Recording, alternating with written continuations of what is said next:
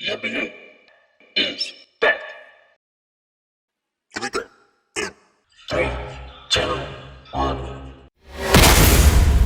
Excited, Jordan. Bye-bye. Summer is in full swing, however, not in the way that everyone has could have really anticipated. For the greater good, we hope that everyone continues to stay safe and healthy throughout these troubling times. Hashtag Black Lives Matter. Hashtag All Lives Matter. Hello, everyone, and welcome in to episode 5 of the podcast series here in the Sergeant's Lab. Once again, alongside my childhood best friend, John Lakanji. How are you doing today, brother? I'm doing great, man. I mean, I'm really excited. NBA is finally coming back, but at the same time, I can't be too excited. As you mentioned, Black Lives Matter, All Lives Matter. It's the stuff that's going on in our world right now is you gotta be really safe out there. All the protesters, everyone that's out there, stay safe. Make sure you peacefully protest. We're all supporting you. Yeah, and bringing in much support is a lot of the corporations here. Just to name a few, Michael Jordan and the Jordan brand has announced that $100 million will be supported for Black Lives Matter. Same thing with, I believe, Nike, or one of the other shoe corporations has donated $40 million as well. So remember, as we all know, it's much bigger than sports. So, with the NBA is going to be restarting very soon. Now that the teams are now that the organization has really come in very full swing. It's very interesting how the way, John, that they actually put this situation for the NBA to actually resume. As of now, we have they made a legitimate setup of how the NBA is going to resume. So take it away from there. Yeah, so what their NBA is planning on doing is they're inviting 22 teams to Orlando, where they will be playing at Disney World. It'll be the 16 teams who are currently in playoff positioning, plus 5 teams from the West and 1 team from the East that are outside of the playoff bracket. So pretty much how it's going to work is each team is going to have 8 regular season games to get the rust off and kind of position themselves for a better playoff spot. And then they might have to do a play-in tournament. It's only if necessary. How the play-in tournament will work is if the 9th seed is 4 games or less behind the 8th seed. So how that play-in tournament will work is the 8th seed will play the 9th seed. It's double elimination for the 8th seed and single elimination for the 9th seed. So for those of you who don't know how that works, the 9th seed will have to beat the 8th seed twice, and the 8th seed will only have to beat the 9th seed once. So for example, in the East, you have the Washington Wizards, who are the 9th seed. They will play the Orlando Magic and the 8th seed for that last playoff spot. The Wizards will have to beat the Magic twice. The Magic will have to beat the Wizards once, and vice versa. In the West, where it'll be the Grizzlies and I believe the Portland Trailblazers, who are the 9th seed. Well, obviously, all that can change. Yeah, anything can change, but it is very set in stone with those 8 and 9 seeds facing each other. 13 Western Conference and 9 Eastern Conferences, according to Woj on Twitter, say that these teams will go to Orlando and play out the rest of the regular season. It'll be from July 31st to October 12th. So I'm pretty sure you guys heard from today news updates that the NBPA has actually officially made the announcement and made the approval for those teams to travel to Orlando. So a very good start for the NBA season to slowly come back into play, John. Yeah, absolutely. And I'm really surprised that all 28 representatives actually approved it, because for those of you who don't know, the Portland Trailblazers, I believe they were the only team who rejected the proposal, which I kind of understand why, because Damian Lillard seems kind of salty right now, but that's a whole different situation. But it's great that all the players were able to approve it. Personally, I think it's a good plan. Even though it won't be a traditional playoff format, I think the play-in tournament is fair in terms of the single elimination, double elimination. It gives those teams a fair chance. It's only fair because the 8th seed, they fought their way there. It's only fair that they don't have to beat the 9th seed team once. Where compared to the 9th seed, they kind of have to battle a bit more for that top spot. So it's gonna be really interesting to see. I'm really looking forward to when it starts. Yeah, because technically, the 8th seed, as we all know in the NBA, is technically already in the playoffs for 1 through 8. So with the 9th seed actually trying to, make a push to actually, hit that playoff spot, then who knows? It's basically like a wild card. It's basically like a wild card game matchup for the MLB. And something similar to that, but the way the format they actually made this is a lot more fair for some of these teams, especially in a very, very stacked Western Conference, which has been absolutely going off this season. So before the season got suspended. So with that being said, here.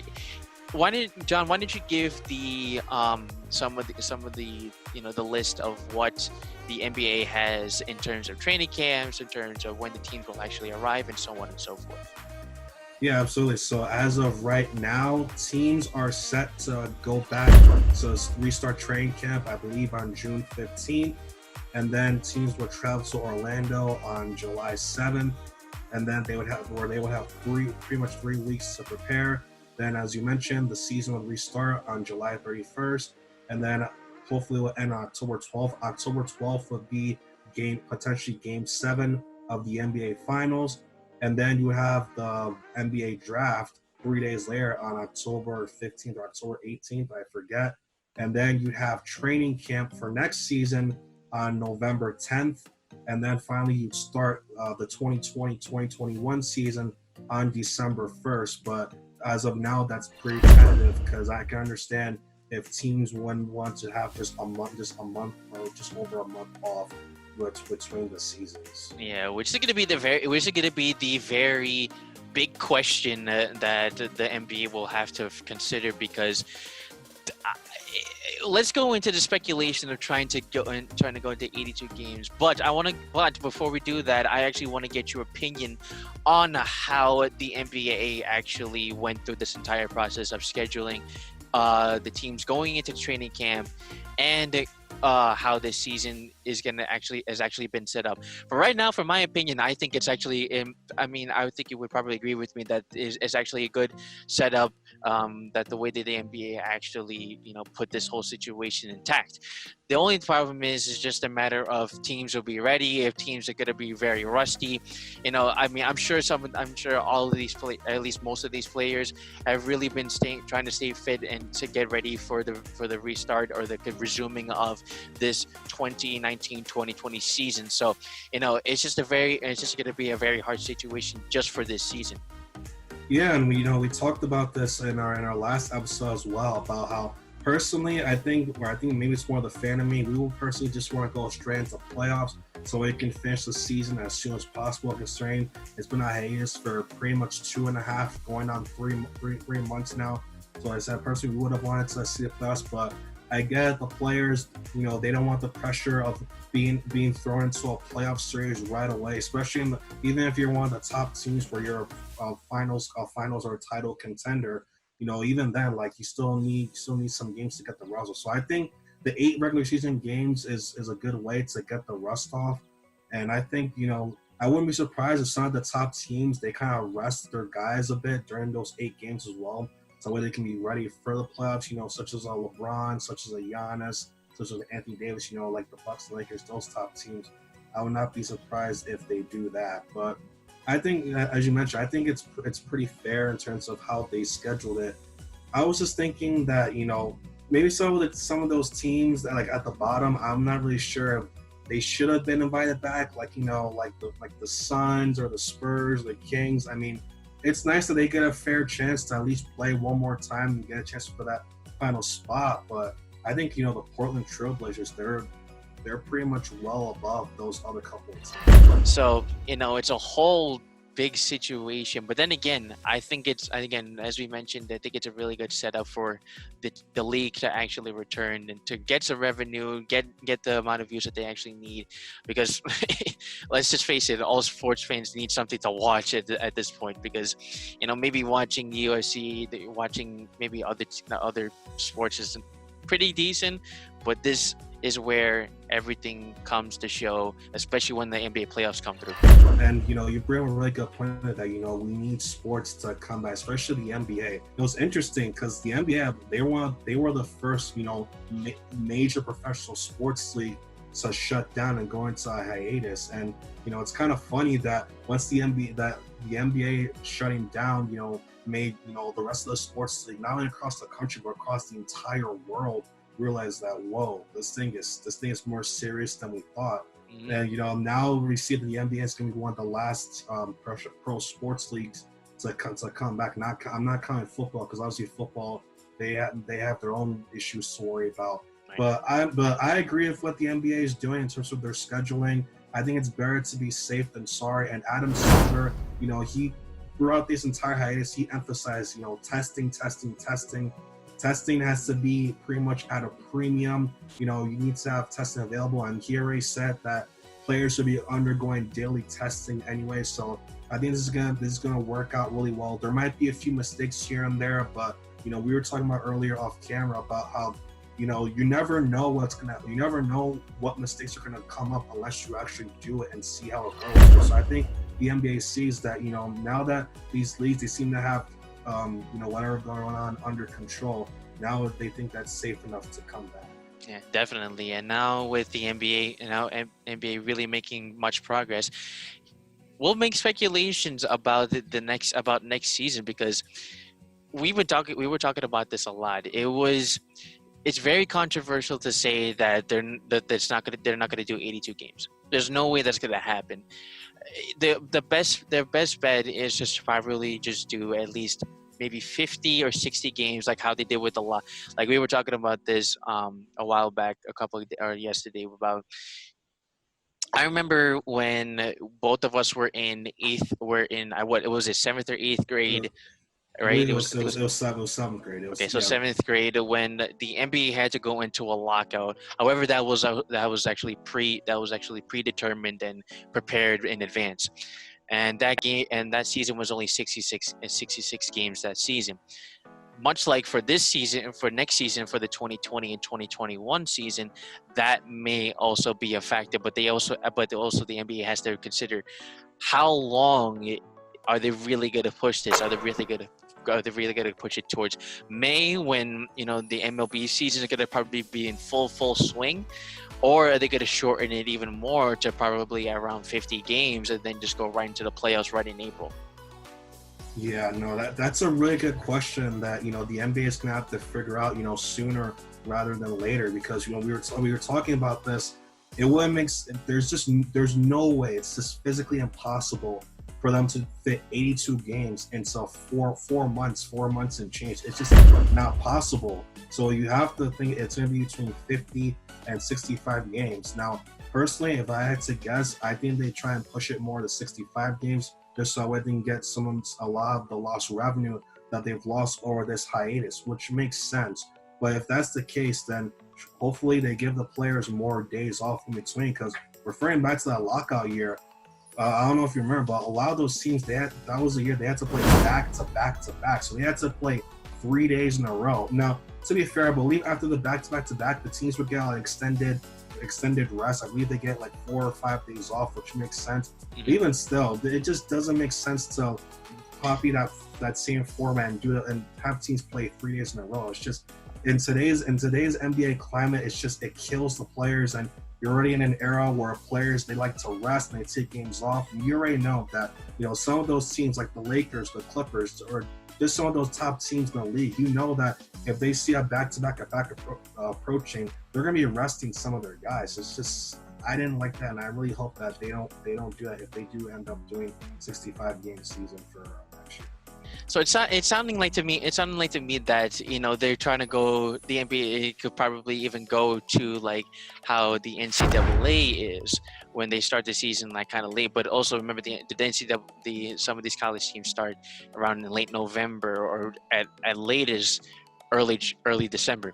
So it's also funny. It's also funny to the fact that not only is the NFL going on, but also you have college basketball also going to be taking place. You also have a college football, and some of these other fall sports that are also happening in the midst as well, volleyball and all that kind of stuff. So it's going to be interesting to see how much. I mean, I think the NBA will still continue to thrive in their ratings regardless, because it's the NBA regardless. But that's going to be the bigger question. That's going to be the bigger question, especially for one of the best organizations in the country. Absolutely, and speaking of the NCAA, I think that a lot of these guys who are playing the NCAA next season, they're definitely going to be looking at how the NBA approaches next season in terms of the scheduling or just the entire landscape. Because you see a lot of these guys that are supposed to be drafted this season, they decided to drop out and return to school, which I think is a smart decision because there's so much uncertainty going on right now. I think the safer option is just to go back to school. At least that there's going to be an NCAA season for next year. There's going to be around 30 games. That schedule is hopefully not going to be tampered with, assuming that the pandemic is over. So now let's shift over to the NBA draft that is coming up, because this is going to be very interesting to see how these players internationally and collegiately are going to be playing, because the NBA season, as we've mentioned before, is going to be probably short. So as of now, that the NBA draft will be October 15th, which is basically 3 days after this projected season of October 12th, with if the NBA Finals goes all the way up to Game 7.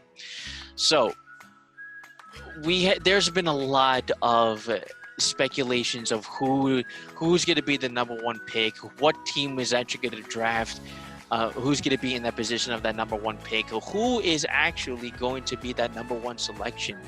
That's going to be very tough for you and I, because you want to see a lot of these players thrive, and also the fact of what do these teams actually really need.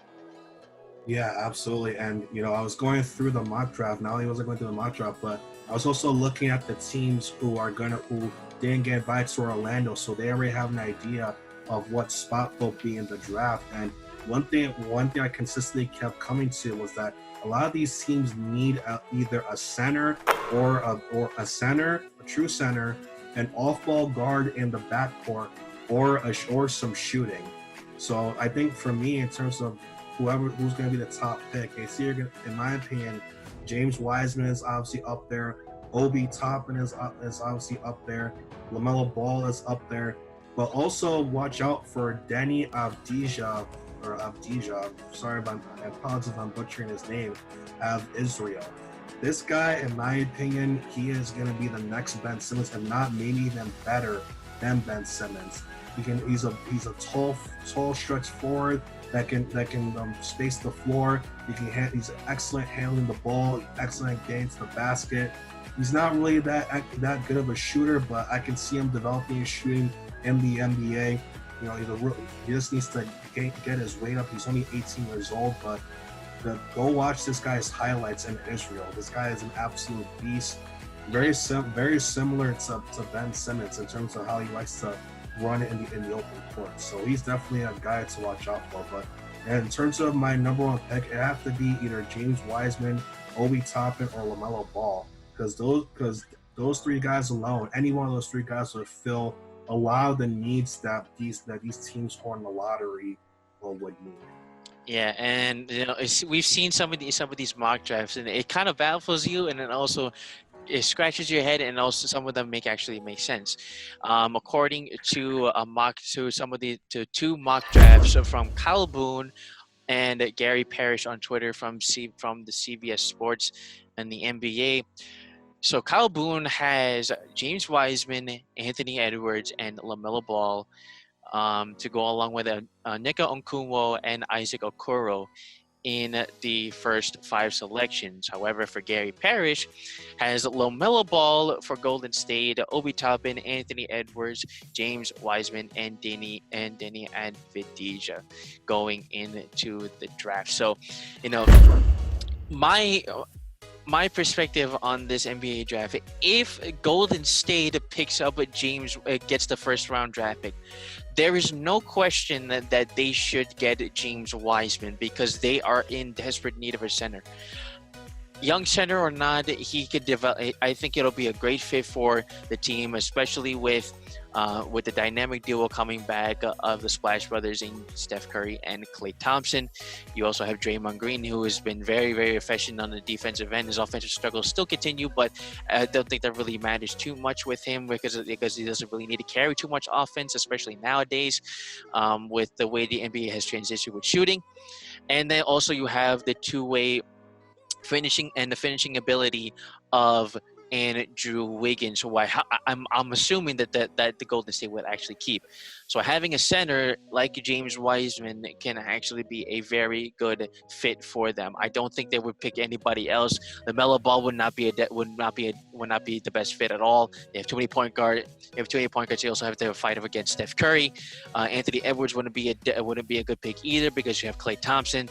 You could best probably play him off the bench and then put Klay Thompson in the 3 position.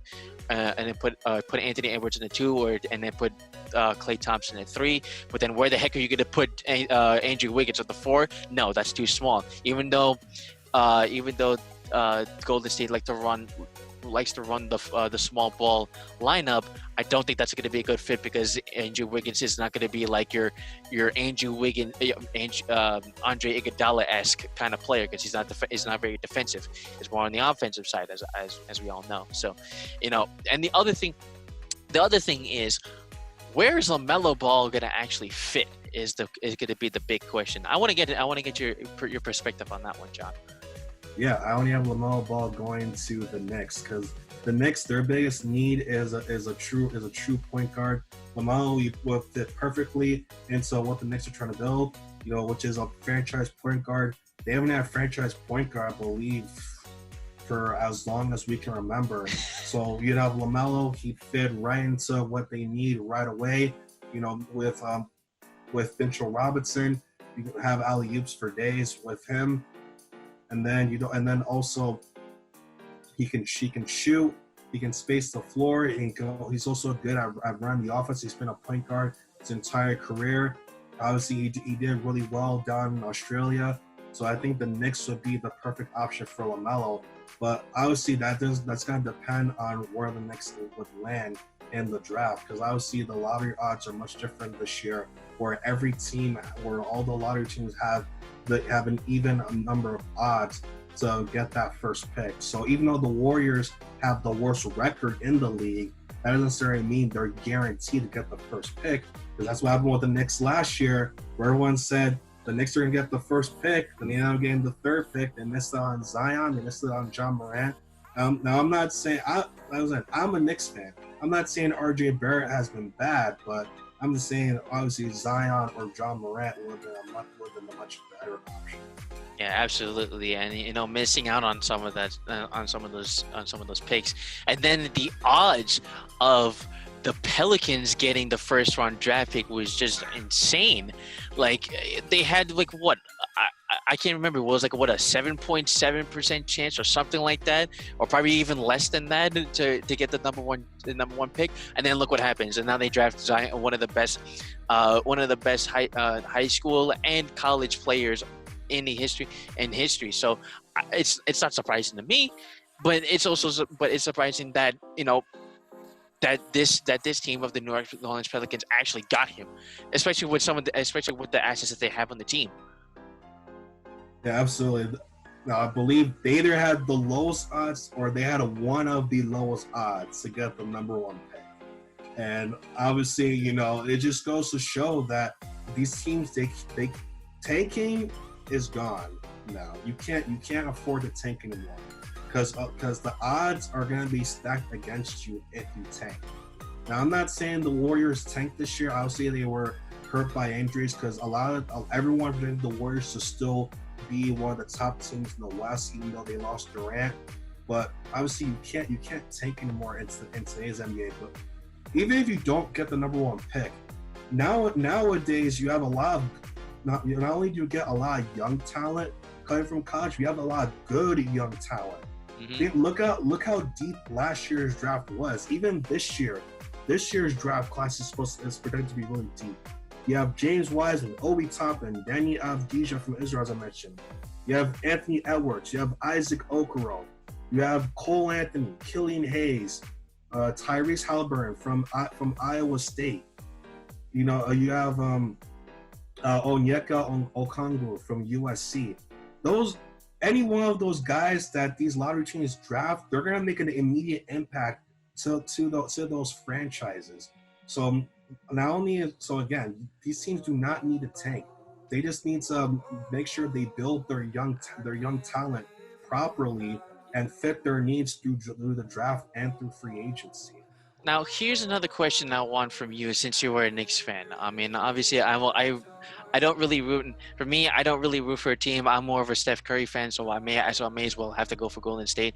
But as a Knicks fan, if LaMelo Ball was already picked, let's say if he goes number 1 or 2, and let's say then like compared to last year's draft, you guys were at number 3, and LaMelo Ball and James Wiseman gets picked.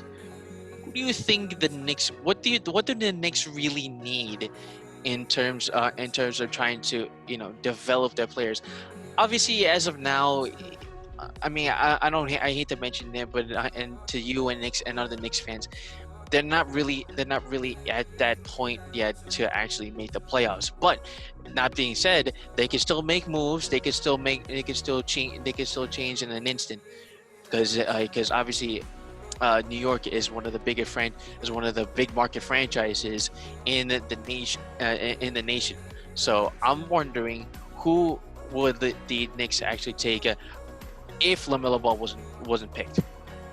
Yeah, no, that's a really good question. LaMelo Ball was picked, and obviously they go for one of the other guards. So that would be Killian Hayes, the 18-year-old out of France. I know that he would be a safer option. He's a good shooter. He can space the floor. He's a kind of a true point guard where he's really good at run the offense. He'd be the safer option, but I wouldn't mind if they went with Cole Anthony. Cole Anthony, I believe, would be a popular pick. He's a New York guy. His dad is Greg Anthony, who has ties to the Knicks, and he still lives here in New York City. So Cole Anthony will be the popular pick.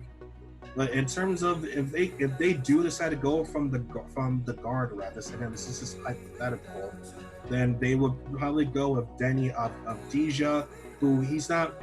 I wouldn't say he's a guard. He's more of like a point forward in a way. But again, he'd be really good at filling a lot of the Knicks' needs with shooting, being able to attack the basket, being able to run the offense. He would fill 3 major needs right there. If they do decide to go with a big, the only big I can think of that makes sense is Obi Toppin. Although I don't know if Obi Toppin will be available, but Obi Toppin, he's a forward.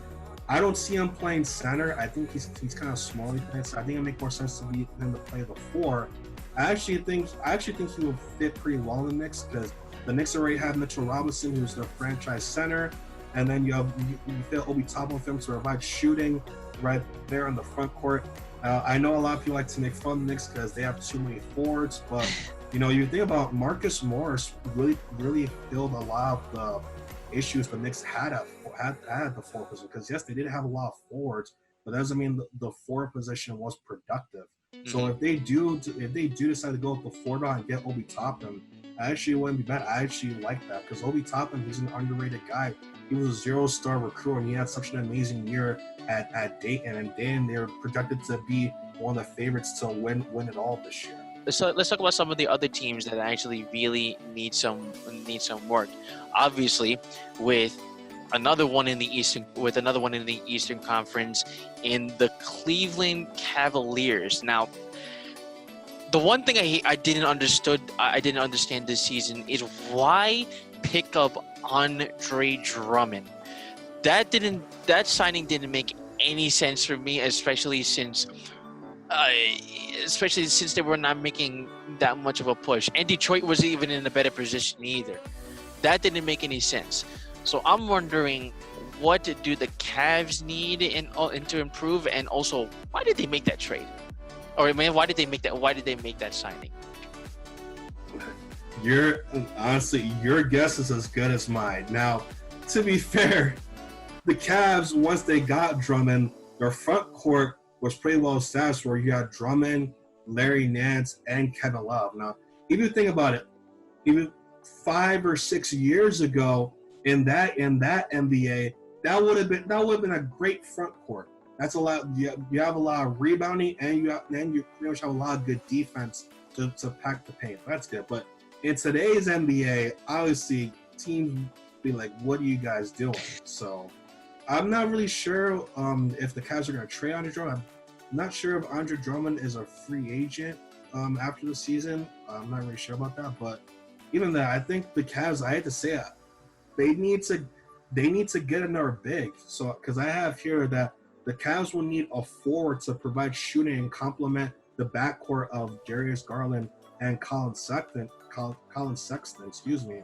So that means James Wiseman or Obi Toppin would be the ideal choice for the Cavs. But again, those two guys are there. They're projected to be one of the top three to four picks.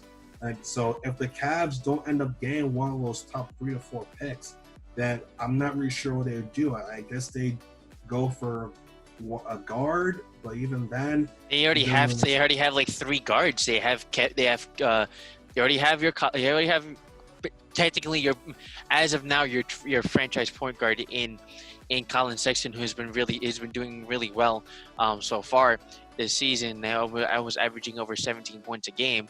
Darius Garland, who was a very good guard as well. But those are very two undersized guards in terms of just playing 1 and 2. They can't really switch. That, and you also have Kevin Porter Jr., who's been really very solid off the bench for the Cavs.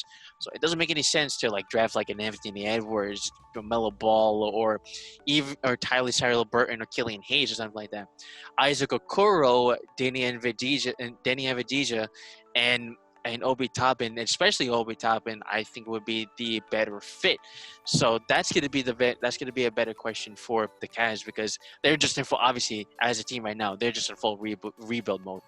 And I just want to comment real quick. If the Cavs do draft a point guard, in my opinion, I think it'd be because they don't believe in the backcourt of Sexton and Garland, which I wouldn't blame them for. Because personally, I like Sexton over Garland. Sexton, he can score the ball at will. He doesn't really average that many assists. So if you do want a guard to probably replace one of them in the backcourt, then you probably want to replace Garland, and then you have Sexton focus pretty much on scoring, so you have him at the 2.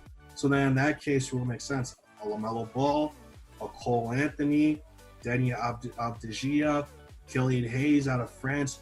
A guard that can worry about running the offense. So you take pressure off of Sexton and let him just focus on scoring. But again, I don't think the Cavs would go that route unless they feel like they absolutely have to.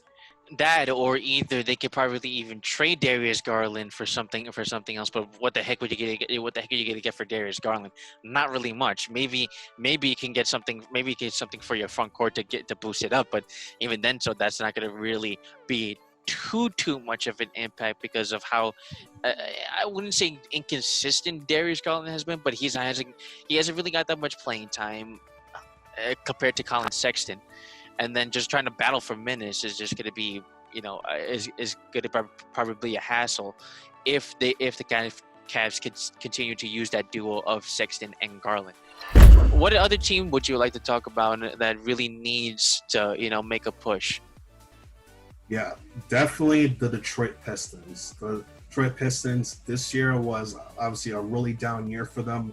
Blake Griffin, he had arguably the worst season of his career before having to sit out the rest of the season with, I believe it was a knee injury yet again. They ended up trading Andre Drummond. I believe they traded Reggie Jackson as well. So they need something. Any one of these young guys to just rebuild and jumpstart the franchise again. Because here in my notes, I have their biggest needs is they need a franchise player to turn the team around. And in terms of the players they can get, just anyone. Because you can't have Derrick Rose running that whole entire team. No, even Derrick Rose is his contract expires after next season, not after this season, it's for next season. So Derrick Rose will, unless they decide to trade Derrick Rose, he will be on the team for next season. So I guess that's kind of a good foundation piece to start off with. Mm. But even then, I don't think for the Pistons, he would be the ideal guy to want to build your team around, along with a top draft. My pick, if I would the Detroit Pistons, would probably be either Anthony Edwards or Onyeka Okongwu. Now, the reason why I say Anthony Edwards because they definitely need more scoring, but Onyeka Okongwu can definitely actually be another fit for them too, because obviously with the loss of Andre Drummond, Okongwu can actually be the next fit for the center position for the Detroit Pistons, because they definitely need something to fit on that team, especially now with the way the team is, as we mentioned. Yeah, no, absolutely. Okongwu, he's a great, run, jump, and dunk center of USC. I think he'd be great for the Pistons, because the Pistons, one of their strengths this year was their shooting. So they don't really need another shooter out of the draft. It'd be great because you can never have enough shooting. But, a guy to lock down the paint and pretty much replace what you lost and Drummond will be great, because Okongwu, he can really rebound the ball. I think he can, if you give him a chance, he can probably average double-digit rebounds in the NBA as long as he puts on weight and he develops as a player. So I think, as you mentioned, he would be a great fit for the Pistons. And you can also have him run the offense around him similar to Drummond, where you have him at the high post or at the low post to be able to kick out and find the great shooters for the Pistons. Because you already have Luke Kennard, you have Winston Galloway, they're two elite shooters right there. So I think if you replace Drummond with Okongwu, that's already a great building core right there. Now let's go to the Western Conference. This one is very, a very, very iffy situation for me, for one of these teams in the Western Conference, and it's the Phoenix Suns. Now I'm pretty sure every NBA fan knows what the Phoenix Suns and Suns fans know, that their front office is god-awfully terrible. Despite being a small to mid-market team, a franchise, the front office has just been absolutely dreadful. Ooh, look what my mother has gave me a cell phone. Thank you, appreciate that. Or Shelby. Thanks, Ma. So here's the thing. What do the Phoenix Suns need is the really big question. My perspective would be maybe getting a LaMelo Ball to facilitate the offense, to get open shots for especially Devin Booker, as we all know that probably their franchise play has been their franchise player, and DeAndre Ayton. But I don't know. It's very controversial to me, honestly. No, you hit the nail right on the head. I'm sorry to say it, but Ricky Rubio is not the point guard that this team needs. They need a true point guard who his only job is to set up Devin Booker and set up DeAndre Ayton and let them go to work. And he can provide shooting at the same time. So when you think about it, that would be Tyrese Halliburton and Killian Hayes. I would say LaMelo Ball or Cole Anthony. But LaMelo Ball and Cole Anthony, they're scoring point guards where they need the ball to be effective, but they also like to score. So that's why I think Halliburton or Hayes, who are two of the more truer point guards that will come out of this upcoming draft, will be perfect for the Suns. And also, as long as they develop their shooting, they'd be great in the backcourt with Devin Booker. Now, I'm not saying Devin Booker wouldn't totally be off ball, because he likes to handle the ball as well. But again, the less pressure you put on him to do things offensively, the more free he'll be to roam around the court and do what he wants on offense. Yeah, and with that with the way Devin Booker has been progressing, the other thing is I feel bad for Devin Booker because he barely scratched the nod to be in the NBA All-Star game this season, and he's a very very good a very good two guard. That's the thing. Although the Phoenix Suns have been very dreadful for the past few years, he's been the one who's been always stepping up. As we mentioned, he's been a very good scorer. Look at what he did. Look at what he did against the Boston Celtics. Scored 70 points. 70 points in a game. No one has ever done that ever since Kobe. In recent history since Kobe Bryant. All of that effort by Devin Booker was basically wasted. You're absolutely right, Matt. And I don't know about you, but I'll admit I did not think Devin Booker would be this good this right away. For those of you who don't really know, Devin Booker was on that stacked Kentucky team with Karl Anthony Towns and Willie Cauley-Stein, where they were undefeated. They went undefeated until I believe it was the final four. Yeah, it was the final four because they lost to Frank Kaminsky at Wisconsin in the semifinal, and then they went on to lose to Duke in the championship game. So Devin Booker, I believe he was the sixth man. He wasn't even starting for that Kentucky team. So again, I didn't think anything of them, but then he got good really quickly. He found his opportunity when the Suns let Eric Bledsoe go.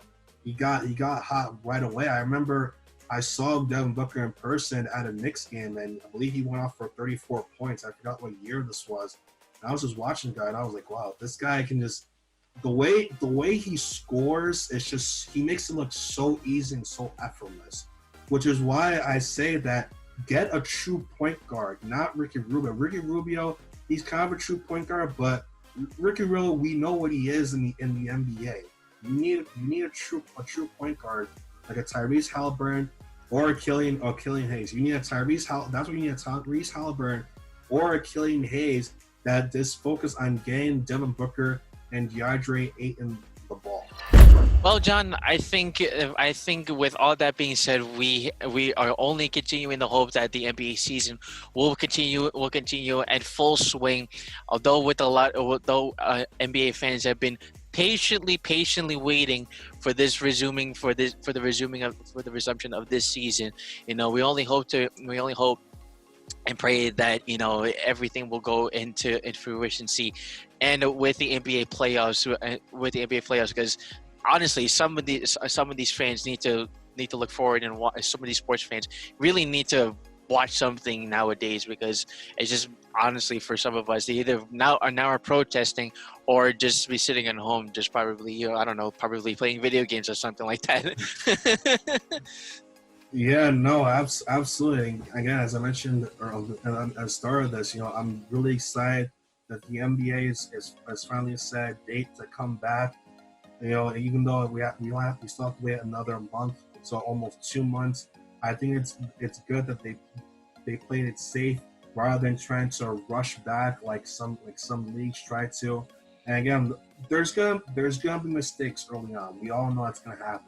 It's just in terms of how they can learn from their mistakes and how they can mitigate those mistakes, because you never know until you actually do, like some of these leagues have.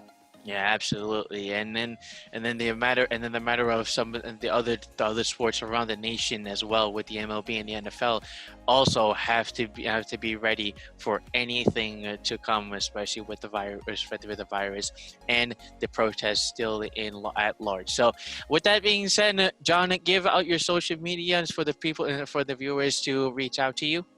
Yes, my Twitter account at JML5798. That's at JML5798. Follow me on Twitter. Again, as I mentioned before, I also write for a sports website called Pickin' Splinters in Rochester. So make sure you give that a look as well. I have the links to my articles in my timeline. Definitely check those out as well. And for me, it will be Sergeant Matt George 22 on Instagram. SGT Matt George 22 on Instagram. John, thank you for being here once again with me on the Sergeant's Lab. Yeah, no, thank you for having me. I'm really excited and glad to be here for another episode. All right, here we go, guys. Have a good day. Take care. Have a good night. signing off.